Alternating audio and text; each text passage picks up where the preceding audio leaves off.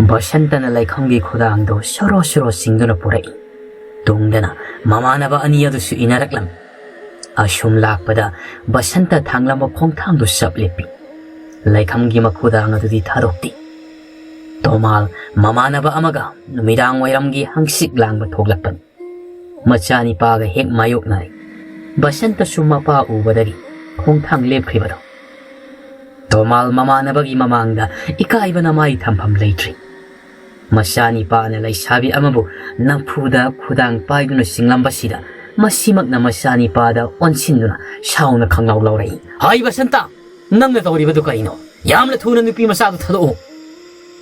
Basanta thawa sadu khumai. Baba, aigi lambidi yepirakano. Leikhambu aina sungtha thadokloi.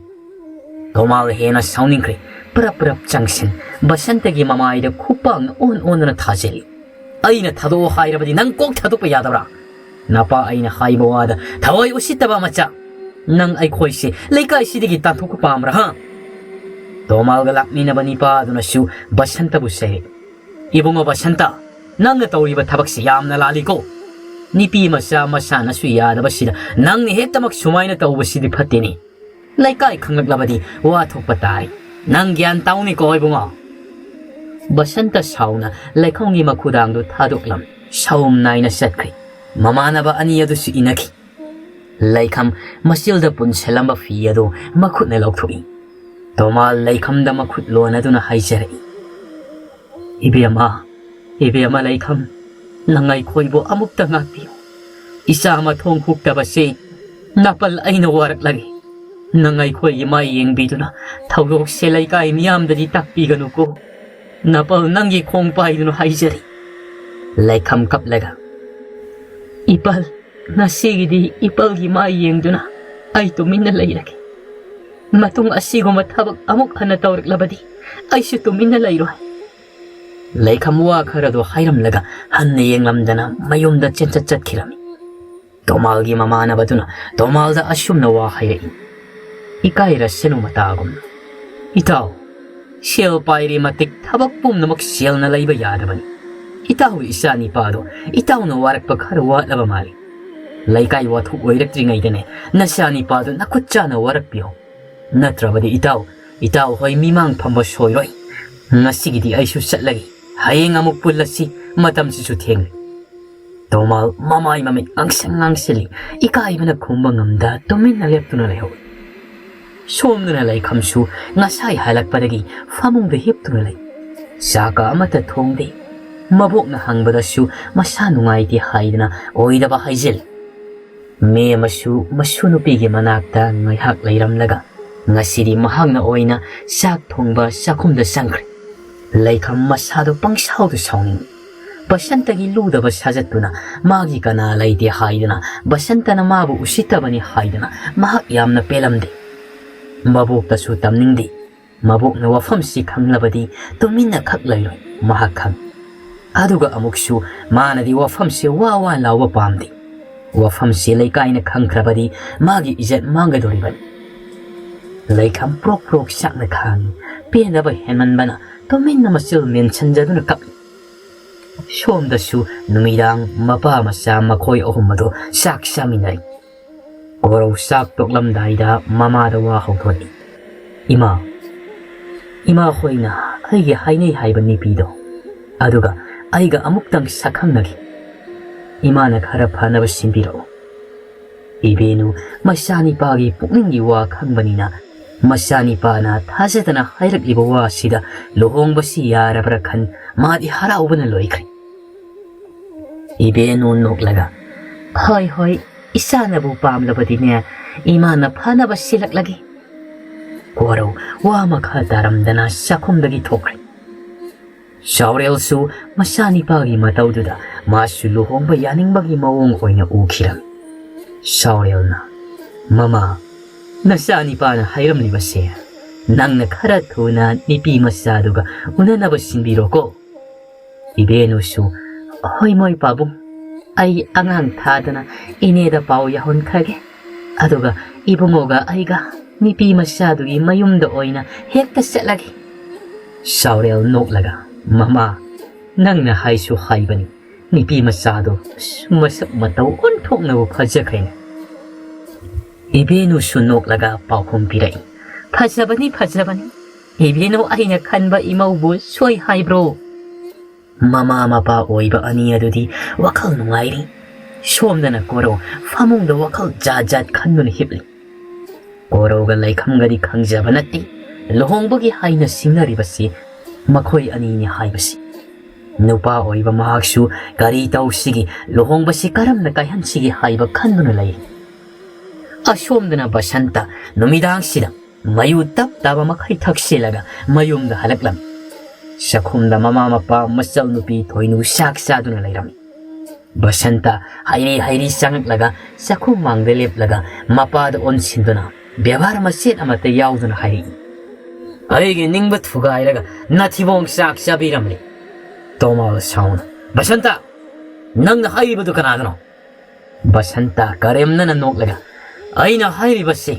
Nasapok laga. Nasa Nungsi masakhang daba. Masagi apa makhang mangamdaba. Mapa magi gunyaw daba pabadan. Tumbou saksaram matagi hawalak laga. Asaw bagi mayay na. Basanta bu intoy. Nasilwarak pangamdaba. Taksi kasi kang daba masa. Napamada. Kariwangang sangangang ni sukhang daba natibong na yukara taksilaga aybu taway usitaba yabra ha. Bisak taha mapuro iba bukhamdoi. Mo iba yare tokpiro. Hangang siga manaba hongnadi. Tumbou sauna magi nupido onsali. Nasana taksi kasi kangdribasi mama nang natakpi tambidabagin. Mamayda nang oy na saylakan nasa siwaro. Ay nga si magi hangtagtagi supa ng labani. Hamok hanna maruptugi mamangda may sinon kalagasat pangamludoy. Nasa oktaba sige hangtakta. Bisak hangjada na samam na nahanglay. Karino wa sibo may ekseng na amok da haybiyo nasani pa na karita oram lagi. Hay naribo wa sibo ay gyan tadre. Tumbou na nasani pa sinane. Migi masano pi luhong bagi waloy na ribi ni piyadubo masana suyada na kudang paido na singlam liban niya. Bisak na Hai basibo Leikham la. Tumbou na mana trabadi kana oy gani. Ay itaw dugi mamangda kayam ikay kangbra. Marupto na ay buti na ngangam liban. Nasawarak pangamdi haydan. Leikham da ay na kong pairaga hayjaman badagi. Yung si hausik pauba di kay ba yawrak liban. Natrabadi yung si nga say na sikup saram lagadabani Leikay miyam siyangda. Bisak tabak yairi mapuro ibagi wado da. Bisak na. Hari imagi bungo nang natawriba tabakto yam na patini. Matung manaw adom na tawgano.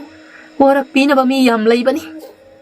Toinong asayadigi sanariba warido tuminataramban.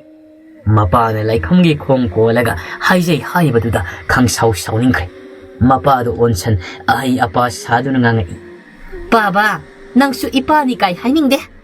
Laira sudat na bidogi makonga kolaga tawbiri ribudubo. As, ay di kallu-kallarga ontok na sakreda.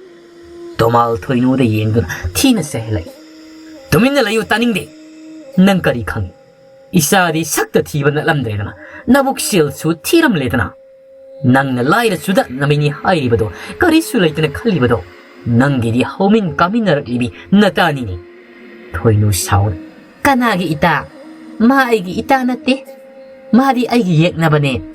Maruki tamoy tugaybi mahahingsabi ni. Mataki haniga kangda kay mabungda among onsan saw na hayri. Nang masuni, minay nupi do natrabadi, nupi amat talay jatrabata saw. Hugdong na nga pa magum na koy tanta na riba sibo. Ayam na yung hindi ko.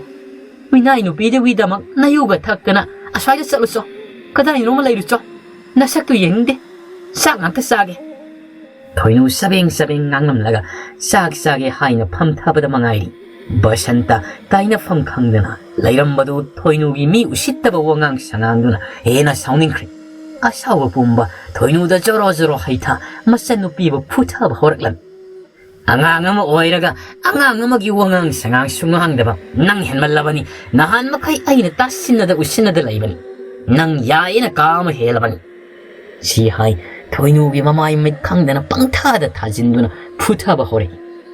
Toinu mabong na tap-taba putarak pasida say na kang mangamda uraw taraw kakto na laurei.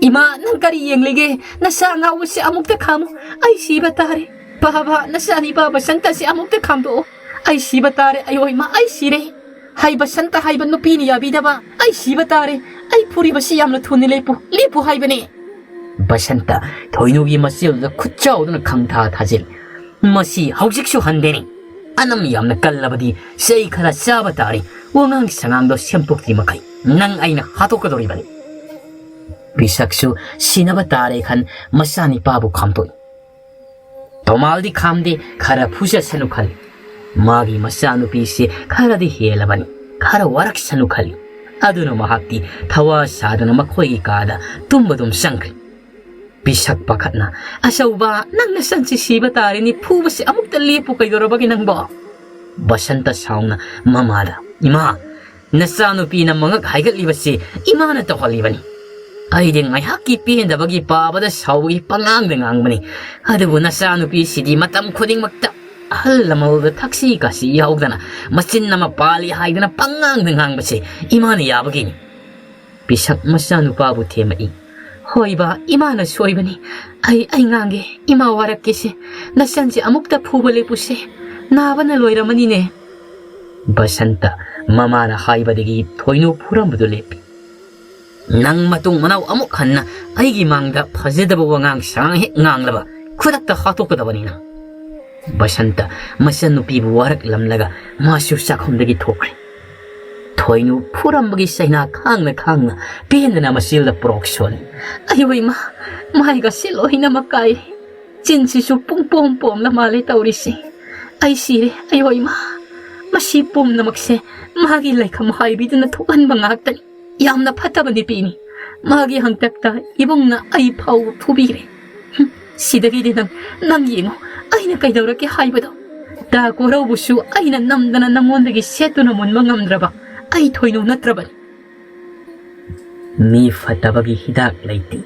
Masagi maral di yengda mingonda maral sizindan maral laijadrabi mangonda maral si. Toyno haibi tau mambisina.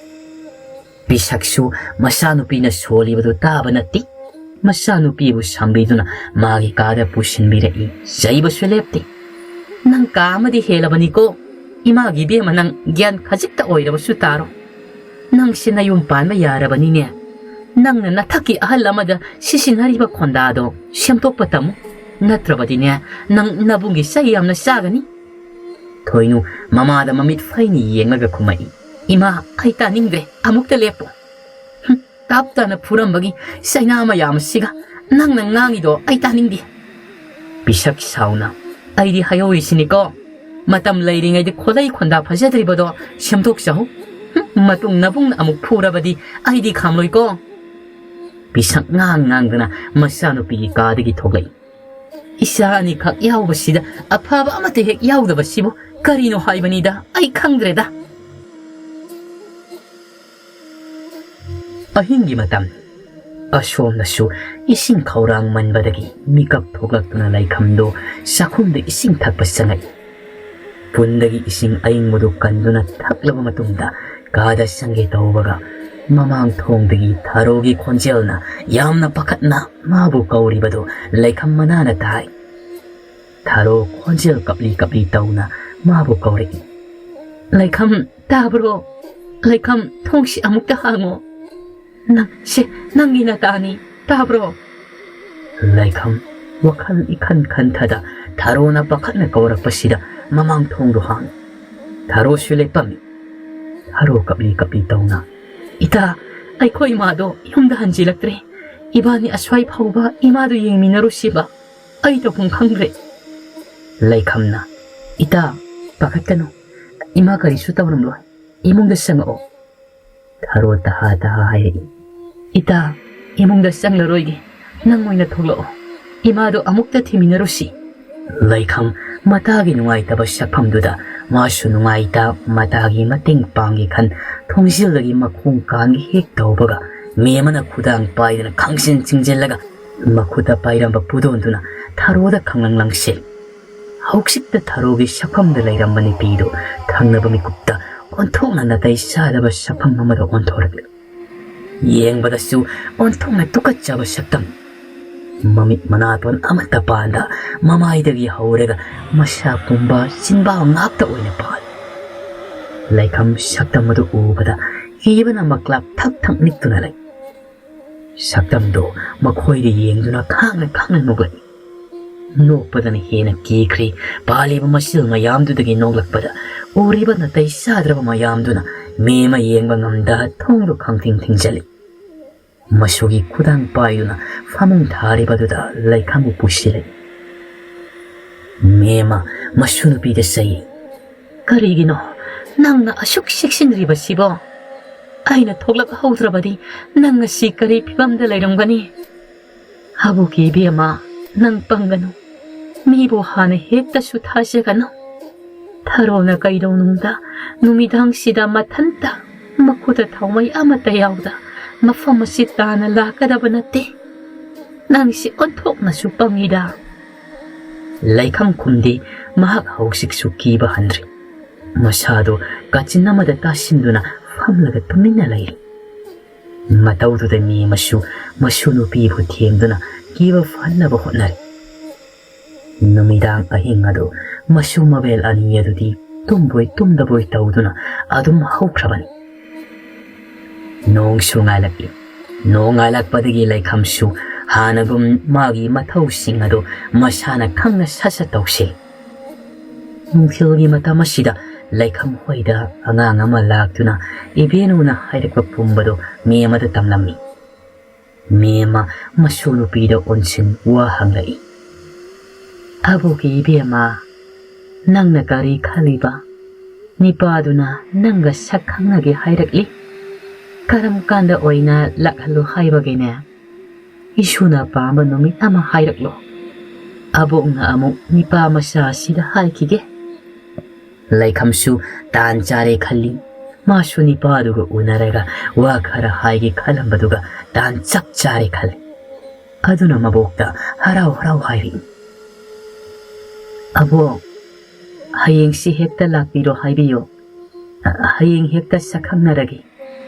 Mema masunupigi waduda masu harauna nupa masaduda paudo haikri.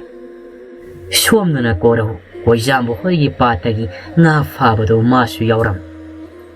Korau nga farambadagi koijambada yengduna hairi. Itao karangana yumda kasi ay thangada susatoy. Nga kara Leikhamda pirugi. Nangsu aiga satminasi itao. Ay thanda satpatal. Koijambasu matawda laknarai. Yam pijaning kamalida. Korau noklaga hoy nga si mangonda yamna pijaningba. Adugin manasu aingonda nahanwai nga yamna pira ibadudia. Madugi ay susum. Koijambana yam pinaramni zatnini ha. Nangsu ay nakarawaroi ko. Asuklu na tinariba aingonda fawba. Nang Leikhamgi matangda wari ama faw hek haidaba ngamki.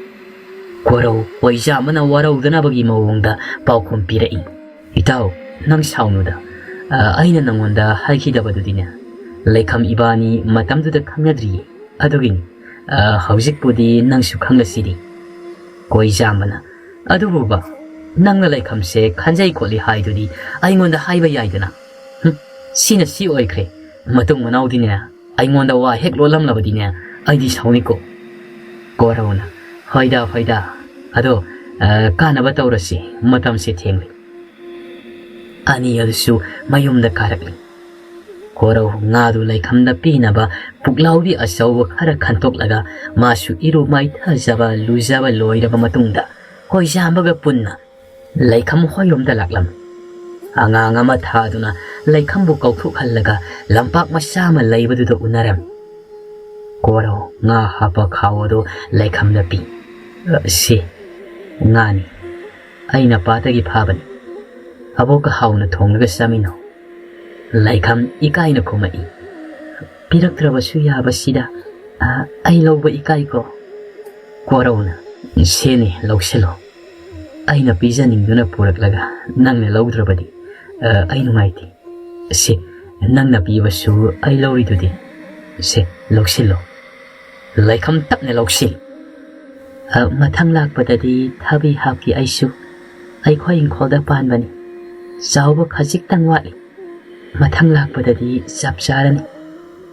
Korau noklaga nangna tharido. Leikham su. Korau na thabi khaktaro ataidi kari kari thage. Leikham makhut ka theklaga hairei. Aduburo samput chaba yamna hauba hawai do adu su thai. Yendem su moro atik pasu. Sebot kubilai. Adagi sampra su. Ado ta korau di karambe ensangna khwaidigi pamgi. Aina thaba sida yaubro. Korau tapna khumai. Kubilai se ayamna pamjaba mathil singi marakta masu yawi. Leikham taha hairei. Adodi ai lauroge koiroi phalaki. Leikham chatke tawbaga korau khudang paiduna khami.